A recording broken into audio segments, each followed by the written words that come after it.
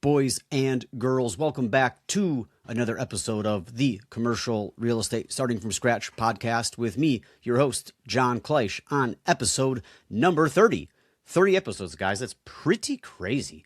That puts us about the 7th month mark. And 30, that's a lot of episodes, in my opinion. And it really makes you look at those guys. Joe Rogan's on like 2,400 or something like that. That's just absolutely asinine. That's crazy.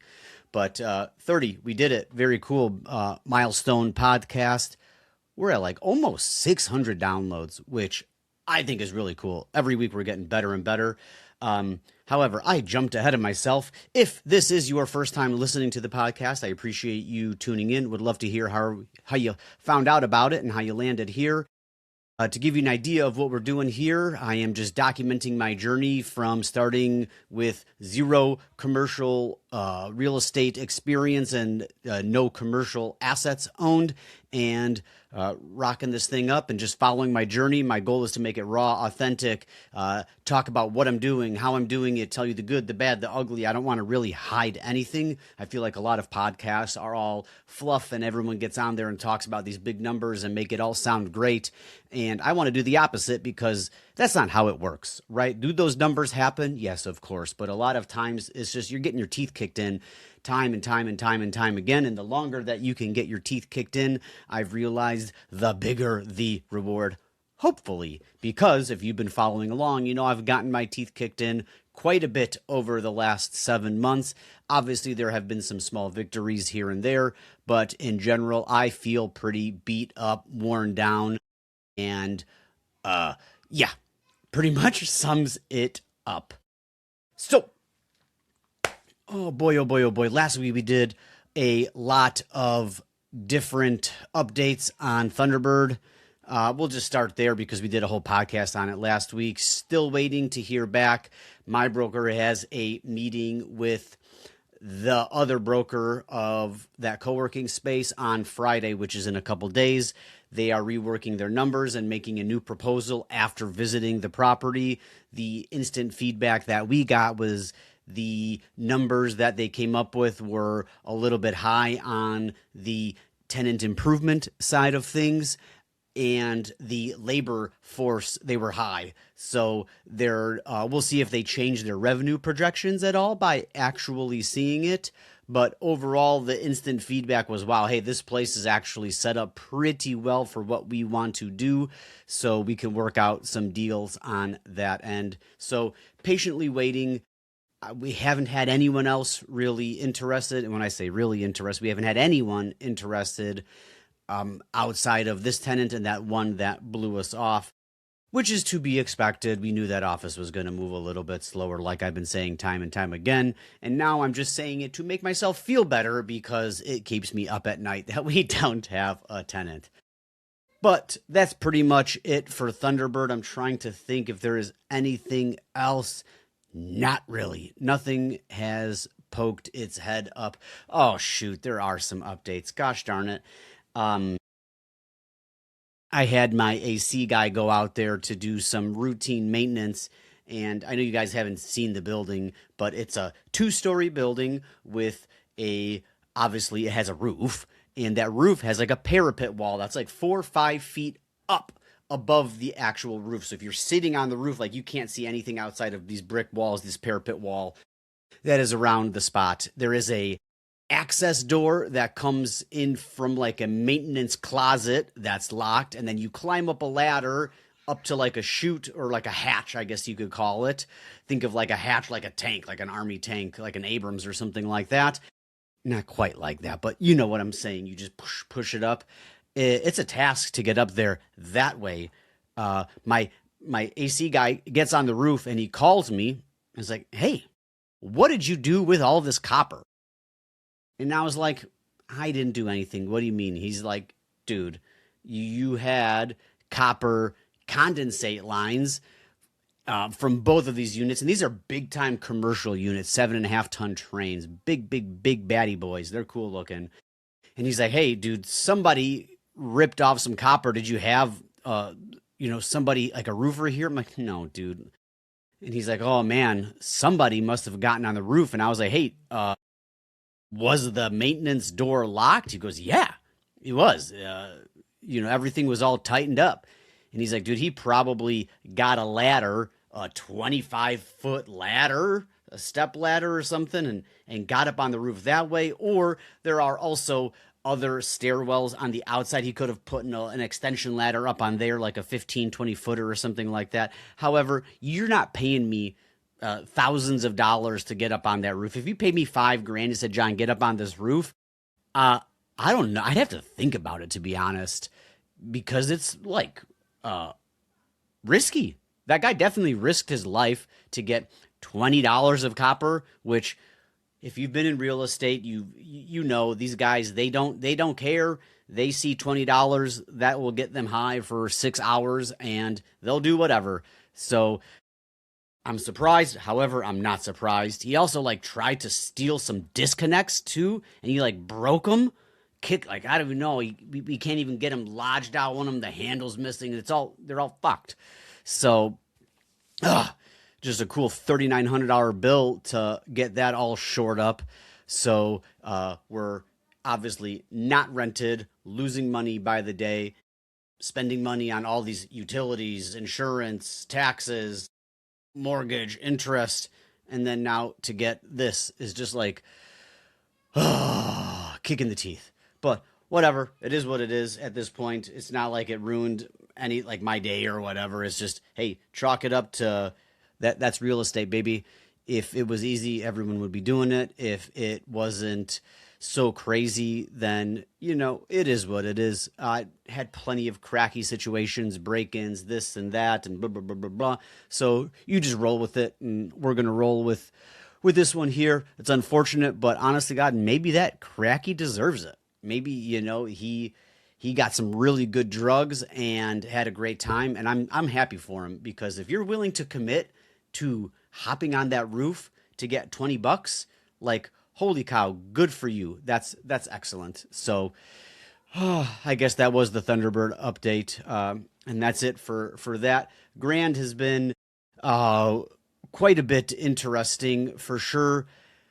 I've been trying to lease up that place, as you guys know, if you've been following along. I have a tenant in the back that is going to be moving up to the front, a much bigger spot. I would call it the flagship spot on that property for sure. And honestly, maybe one of the most flagship spots on Grand Avenue, because you're right there next to Sanderson Ford, San Chevrolet, and these are $100 million car dealerships. So you're right there. You're going to get walk-ins. It looks good for your business with your name on the wall. He's moving up there, and we're going to replace him with somebody else. But before we talk about that, we had a deal all kind of hammered out, and then unfortunately here in Phoenix, it's been getting really hot really early. It's April 1st, and it's usually not this hot. It's been 100 degrees already for a couple days. It's been flirting at 96, 98, and we had a little bit of a colder spell here where it's in the 80s and whatnot, but it's also been raining a little bit, and we have a very, very leaky roof. And we have no swamp coolers. So he was like, dude, hey, can you get this roof fixed and swamp coolers replaced before I move in? I wish I knew that, because I totally would have done that. And now we're going to be having to wait probably, at least 45 days, because he needs 30 days to move in, and we need to get the roof done and the swamp coolers done. So I found that out yesterday. So my day, and what we were going to do, I was going to have my handyman Tyler take care of that roof for me, because he was really interested in doing it. And then unfortunately, he just got so busy. He's like, dude, I just don't have enough time. I asked him for a quote 3 times, wasn't able to produce one. So now that we are against the wire, every single day matters. The new rent's $7,500. His current rent's $4,500. So in my eyes, we're losing $3,000 every single month that we are not getting ready. And that's not entirely true now that I think about it, because there is a subtenant in there that did not get evicted that's going to stay, and I will collect rent from him of $2,000. So I guess it's only $1,000 a month. However, $1,000 a month's a lot of money. So if I got to go out there, back to what I was initially saying, today and yesterday was spent finding roofers, getting quotes, and wanting to get that hammered out. We went a couple different routes. I went to the big guys that came out the first time and quoted us. I got them to re-quote just this small section. I went with guys off Facebook Marketplace, basically dudes with a foam truck.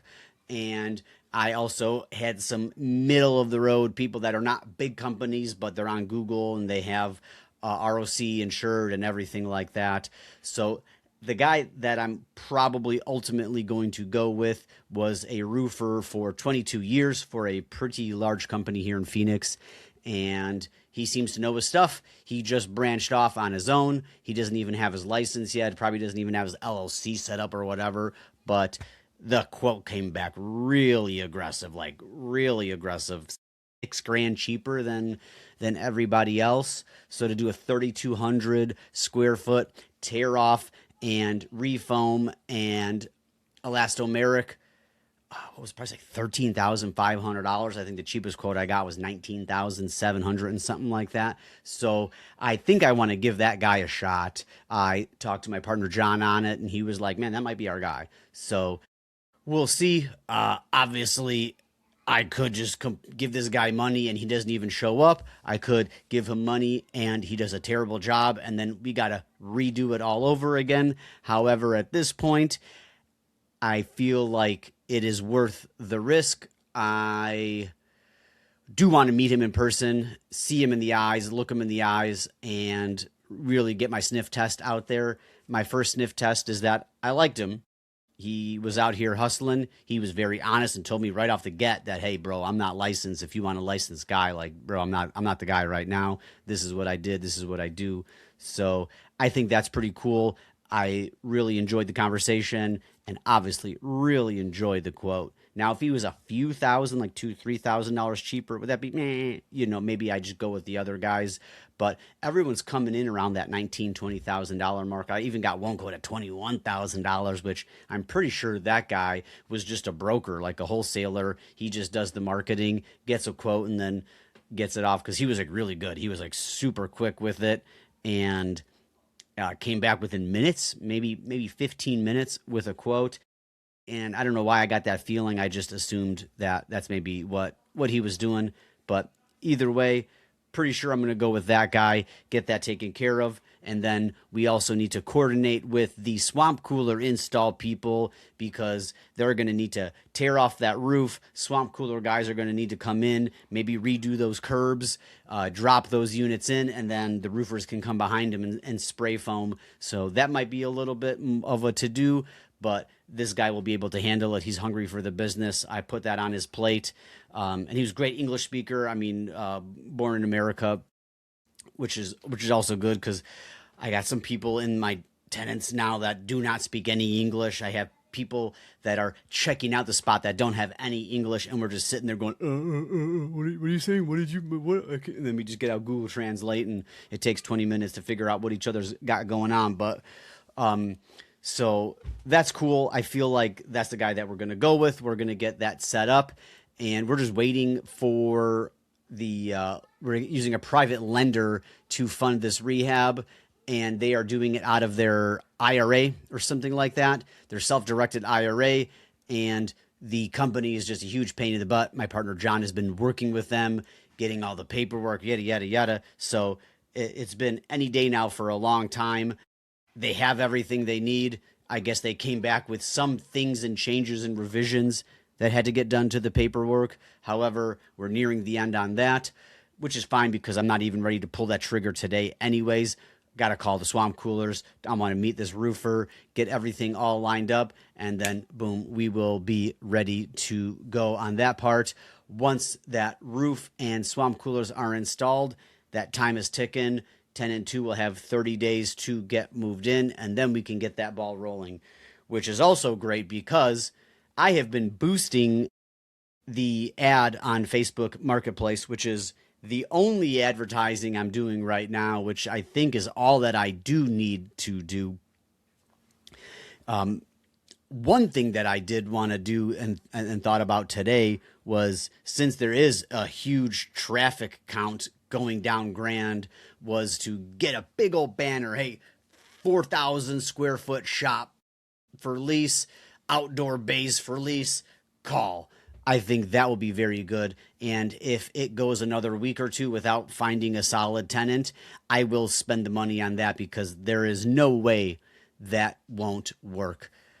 Side note, I don't know if this is just me or whatnot, but I'm feeling the old school techniques now are really doing well. Everyone is getting so caught up in the AI and the automation and all of these crazy technology things that like a bandit sign or a lease sign, I feel is, doing really well. I'm helping out a buddy on acquisitions, and they're doing handwritten postcards, and those handwritten postcards are getting lots of feedback. Even the normal direct mail pieces are doing pretty well right now too. So I'm kind of seeing this resurgence of the old school stuff coming back in a world where everyone's leaning into technology. So maybe I won't even wait 2 weeks. Maybe I'll just wait a week. I can't imagine it's going to be more than a couple $100, but then I gotta pay someone to get up there and attach it and then take it down. So we'll see. Maybe there's an easier way to do that, or maybe I just hang it up on the ground level. I don't know. We'll see. But let's call it a week and we'll revisit that, because I think that would do great. So Facebook Marketplace is all that I'm doing, and I'm getting a lot of traction. I've now boosted the pages. What that means is it's just Facebook is sending it out. I pay $4 or $5 a day, and it's sending it out to more and more and more people. I am getting a wide range of folks that are wanting to see it. Now, mostly automotive, which I don't mind. However, mostly body shops, and I haven't figured out why. I would say 4-to-1, 5-to-1, 6-to-1 are body shop, body shop, body shop, body shop.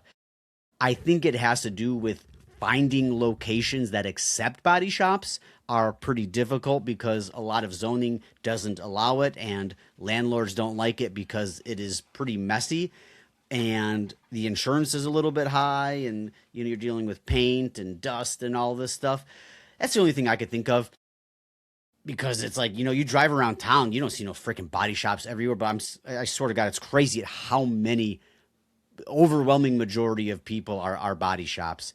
So the main problem is that they're going to want to paint, they're going to want to prime, and I'm giving my front tenant exclusive use of our paint booth, which I am slowly starting to regret, because now I am really starting to realize how valuable that paint booth is for many, many, many reasons. You can imagine it's an expensive piece of equipment. This thing is nuts. I mean, it is absolutely a for real piece of equipment. I don't even know how much it cost. I can't imagine it's less than $100,000. I mean, the shade structure alone is probably 20, 30 grand. It's got these huge I-beams and things like that. So I regret giving him the exclusive use of that. I wish I worked out a better deal, and shame on me. And we haven't signed a lease yet, but I told him that. And for me, I'm just a guy that I do what I say, and it'll screw me on this one, but I want to go to bed at night knowing that I did. Now, if he changes his mind and wants to change something like he did on, I need this roof done now, that's fine. It doesn't bother me. Now that I think about it, it kind of makes me a little bit aggravated, because you could have told me that 30 days ago, but it is what it is. We'll get it taken care of. Bada boom, bada bing, and no factor there. So potentially, the reason I brought that up is I have had my two latest leads have been non-automotive, which is great. One lady who's this crazy cowboy lady, and I mean cowboy, not like a actual cowboy, like she's just like slings it. She has like food trucks. She has 5 food trucks, and she needs a place to park the food trucks and then also cook. And I was like, cook? Like, I thought that's what the food trucks were for. They cook in them, but apparently she just gets all like the rice, the beans, the tortillas, and she's making these big, huge, like 30-gallon drum, like these huge commercial-sized things for the rice and the beans and everything like that. And she just has like these gas stoves, like Thanksgiving deep fried turkey type stuff. And she's just whipping all this stuff out outside. I thought that was pretty cool because she doesn't want the shop space. She wants the office and the lot.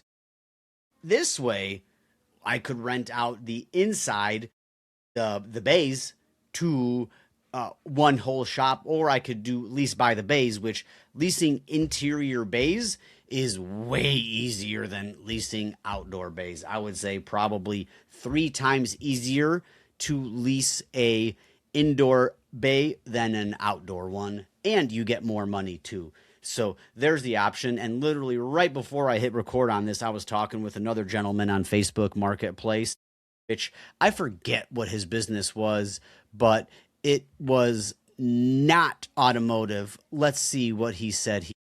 Oh, yeah, this guy has some kind of business. He's a fiber optic business, so communication.